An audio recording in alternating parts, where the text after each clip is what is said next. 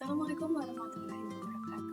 Perkenalkan, nama saya Ciara Zura dengan NPM 2334990. Di sini saya akan menjelaskan kasus yang pertama, yaitu Garmen Tasik Style yang melonjakkan pesanan akhir tahun.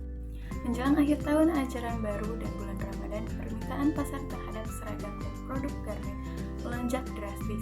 Tasik Style, sebuah konveksi lokal dari Tasikmalaya, mendapatkan pesanan mereka meningkat hingga 2 kali lipat.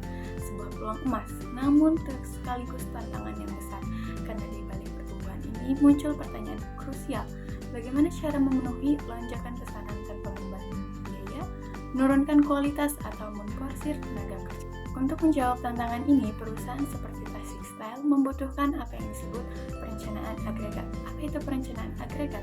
Sederhananya, ini adalah cara perusahaan untuk merancang berapa banyak yang akan diproduksi, kapan diproduksi, dan dengan sumber daya apa.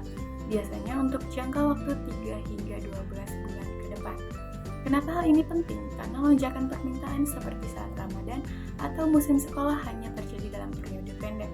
Tanpa perencanaan yang matang, perusahaan bisa kehabisan kapasitas produksi dan kehilangan pelanggan. Atau sebaliknya, malah memproduksi terlalu banyak menyebabkan stok penumpuk dan biaya yang membengkak. Dengan perencanaan agregat, perusahaan bisa menyusun skenario apakah akan menambah lembur, merekrut tenaga kerja sementara, atau bahkan mengalihkan produksi ke vendor luar. Semuanya dihitung, dianalisis, dan dipilih yang paling efisien secara biaya dan operasional. Bayangkan jika lonjakan permintaan diprediksi naik sampai 40% selama 2 bulan. Dengan perencanaan, Tasik Style bisa mencari pekerja tambahan 1 bulan lebih awal, memesan bahan baku sesuai kapasitas, dan menjaga produksi tetap stabil tanpa panik di tengah jalan. Nah, sekarang pertanyaannya, dari 3 opsi utama, lembur, tenaga kerja kontrak, dan subkontrak, mana yang paling tepat untuk Tasik Style? Mari kita bahas satu persatu. Untuk lembur, biasanya jadi pilihan tepat. Karyawan tetap langsung diminta untuk menambah jam kerja tanpa perlu pelatihan lagi. Tapi biaya jam lembur 1,5 kali lipat lebih besar. Terlalu sering lembur juga beresiko menurunkan kualitas karena kelelahan. Yang kedua, tenaga kerja kontrak. Hal ini menawarkan fleksibilitas yang lebih tinggi. Mereka direkrut hanya untuk periode sibuk tanpa menambah beban jangka panjang. Memang perlu waktu untuk pelatihan, tapi dari sisi biaya dan efisiensi jangka pendek, ini jauh lebih hemat dibanding lembur terus-menerus. Sementara itu, untuk subkontrak ke vendor luar bisa menambah kapasitas produksi secara besar-besaran, namun resikonya juga besar. Kontrol mutu bisa lepas, dan jika vendor bermasalah, reputasi Tasik Style yang akan kena imbasnya. Jadi mana sih yang paling cocok? Jawabannya adalah tenaga kerja kontrak. Kenapa? Karena ini memberikan keseimbangan terbaik di antara fleksibilitas, efisiensi biaya, dan juga kendali mutu.